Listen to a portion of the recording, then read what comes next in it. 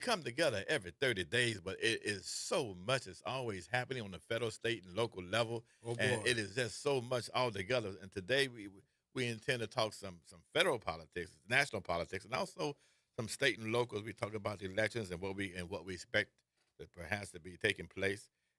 And but in the beginning, let us talk about on a national level that there's so much of which is happening in particular Minnesota and ICE. And I know you have a lot of ideas, a lot of thoughts, and a lot of analysis and good critiques about what's taking place in Minnesota. But I'd like to get your perception of what's happening in the state of Minnesota, in particular, in the Twin City. And now we've had two deaths there, and all at the hands of federal authorities. Yes, sir. Well, one of the things about Minnesota is that it was considered one of the states that made up what used to be the Blue Wall with Pennsylvania and uh, Wisconsin and Michigan.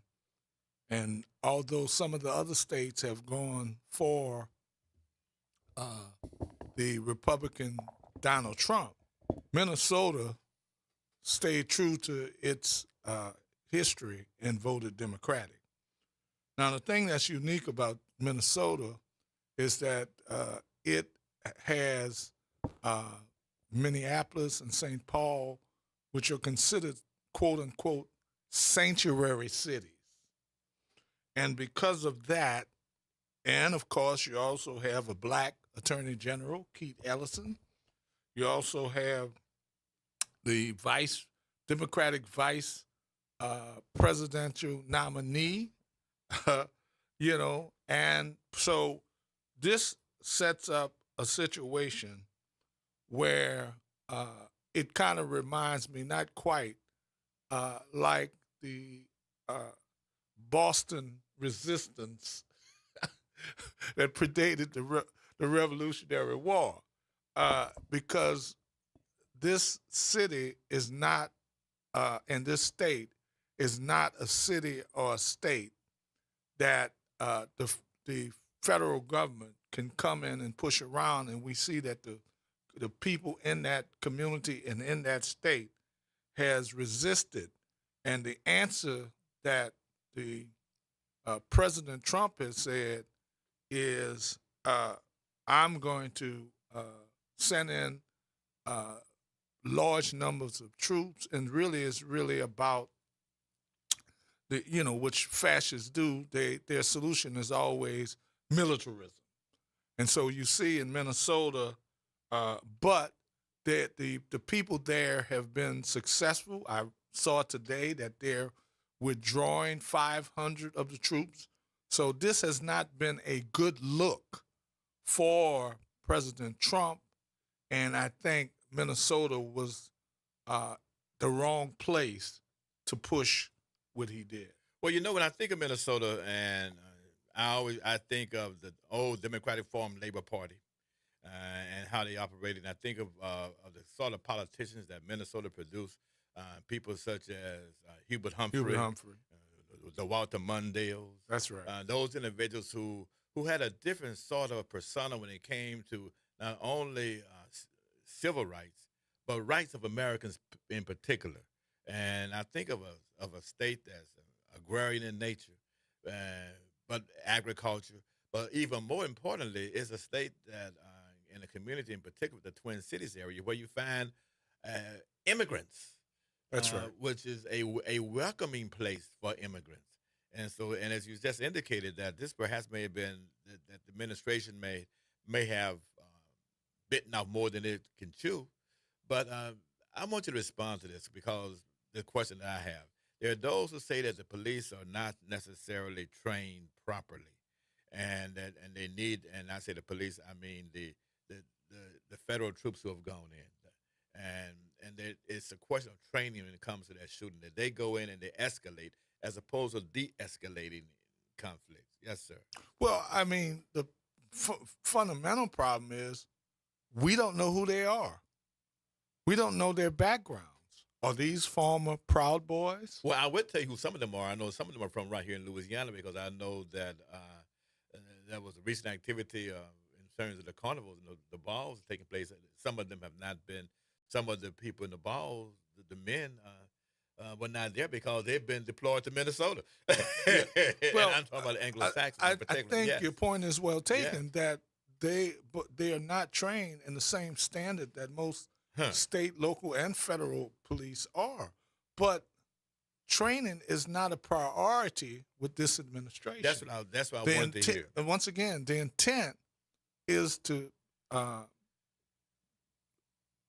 be a military kind of imposing, busting heads.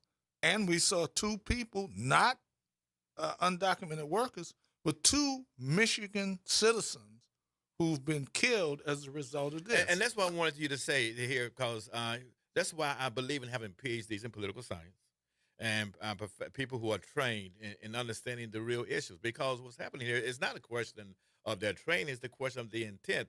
They are doing what they're supposed to do. It's not a question of them not being trained or learning how to de-escalate. No, the intention is to go there and to send a message, uh, a message to say, hey, this is what we do, and this is what will happen.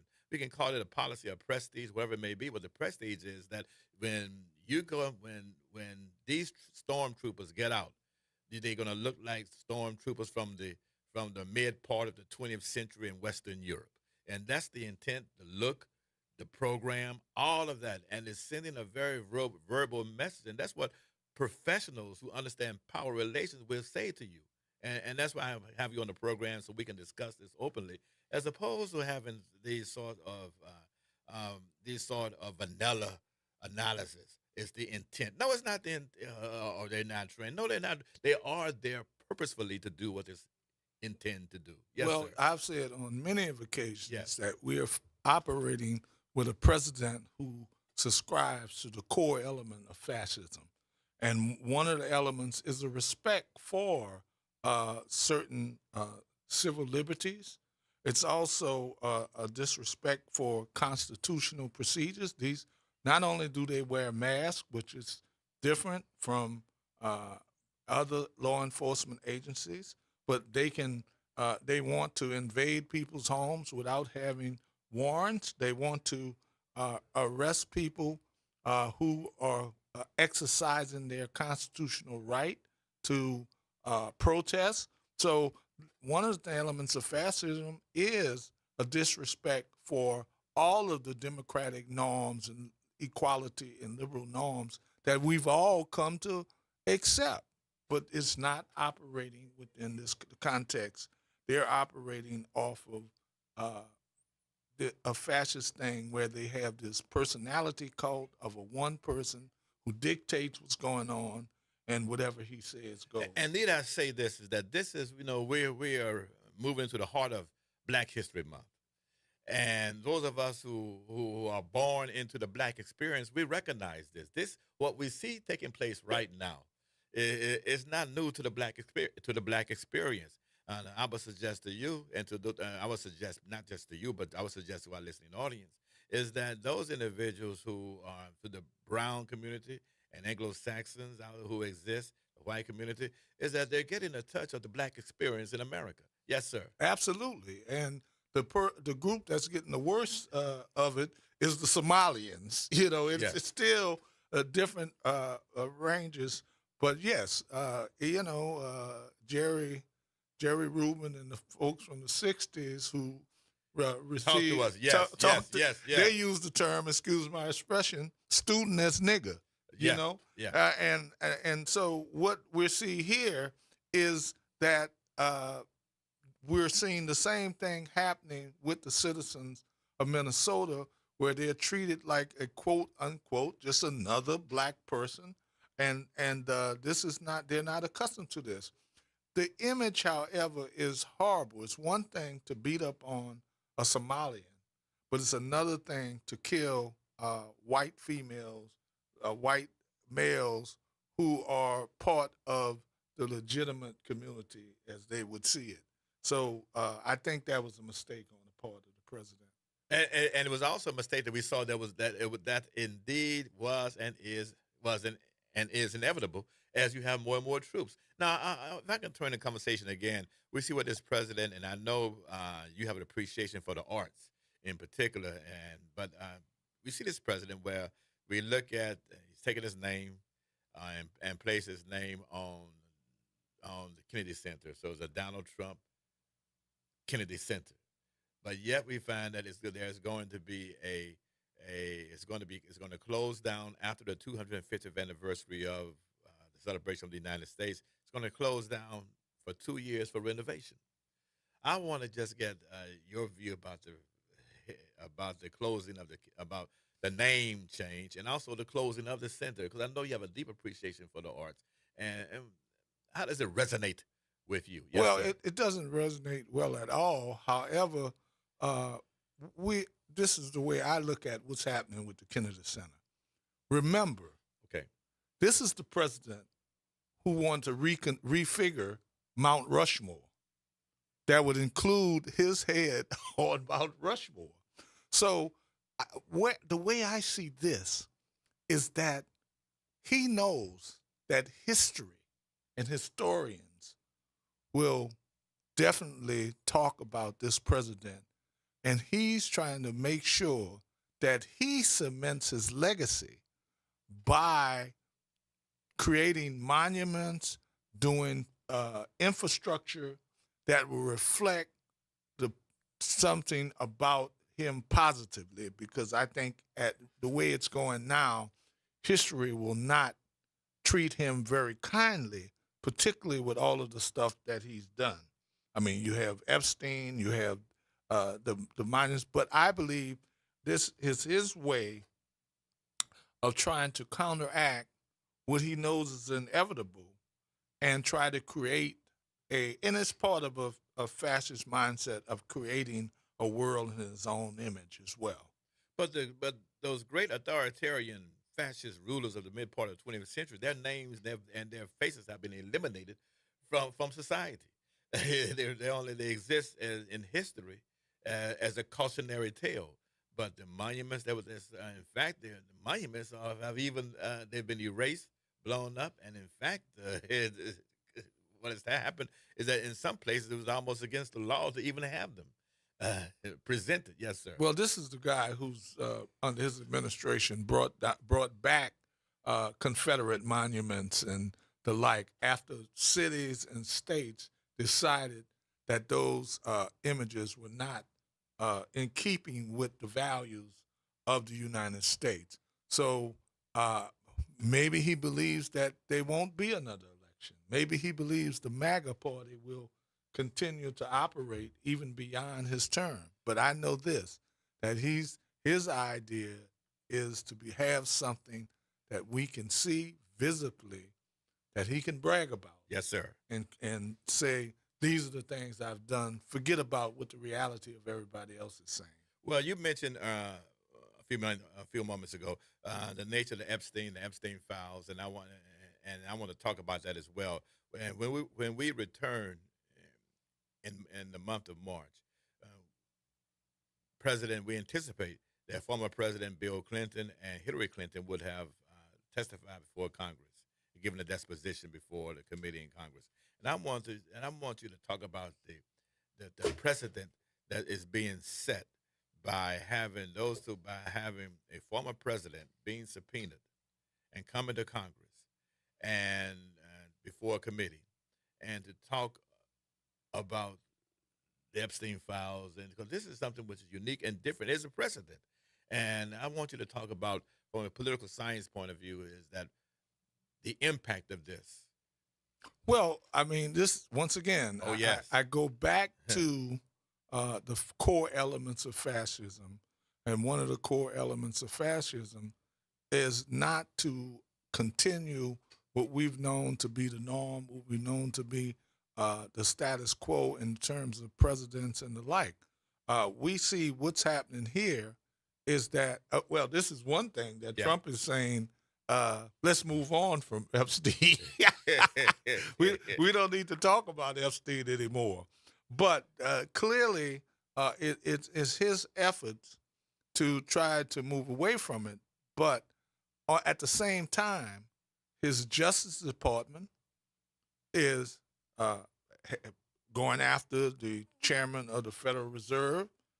It's went after Don Lemon with the media, going after, and this is part of that whole thing. If anyone needs to be before the Congress talking about, it's the guy who said, "Look, just give me 10,000 votes for me," and the like. So there's a contradiction. Why single out Hillary and Bill Clinton? And you can't. And the president has done more than them in the time that he's been in office. So it's really a function of his party being in power and his Justice Department being in control of national law enforcement. We see in the same things going on in Georgia with going to Fulton County and confiscating the ballots from the election, in spite of the fact that over and over again they've shown that he lost, and so he's the one that's going to continue to put the lie out there. But this is the problem with that is, and what lot of what he's doing. And Doc, I think we need to send him a letter and tell him we would offer him an opportunity to take American government and introductions political science, because he does not understand the concept of federalism. When anyone, plain as day, can see the Constitution says that the national elections are the purview of state government, and he's saying state governments are agents. He doesn't understand federalism. Well, he doesn't understand the Constitution. I think that is indeed bad advisement.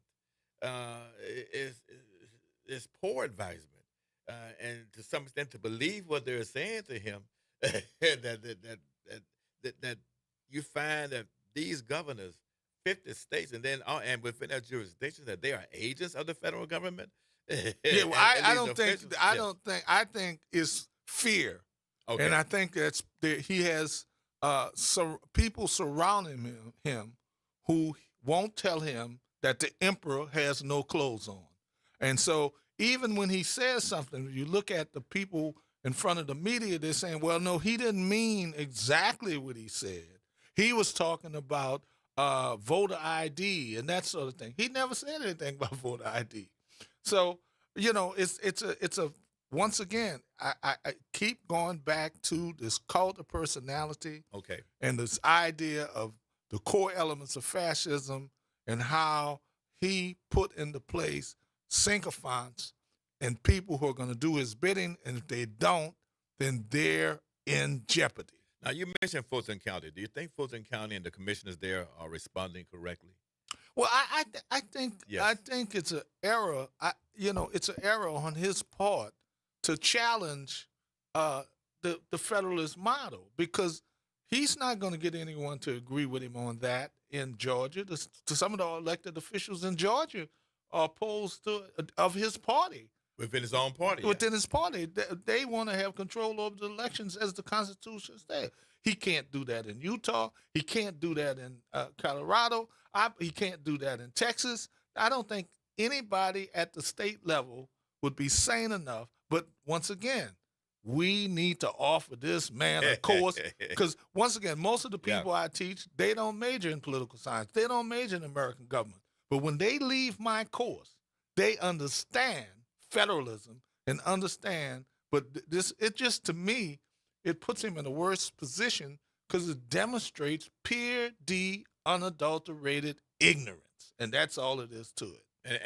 And the reality of it is that it becomes unacceptable that when those statements are given to the followers and supporters who really don't spend time learning government. Yes, but so they believe that what is being stated. These people do his bidding, and they're fearful about what they've done. If he doesn't want to take the blame, But I can't imagine anybody advising him that knows anything about with going forward with that. unless they're as ignorant as he is, and that's not too many people. Well, all it takes is the five that you talk to, Yeah, or the that's six right. that you That's right. that That's right. just enjoy being in the White House, Yeah, just absolutely. enjoy the I'm perks just and all the other accelerators yeah, that go along with the position. Who, but for all intents and purposes, are surprised to find themselves in that position absolutely, absolutely, when it's all said absolutely. and done. Now, in the remaining time that we do have, I want to talk about some state and local elections. Is that okay? That's great.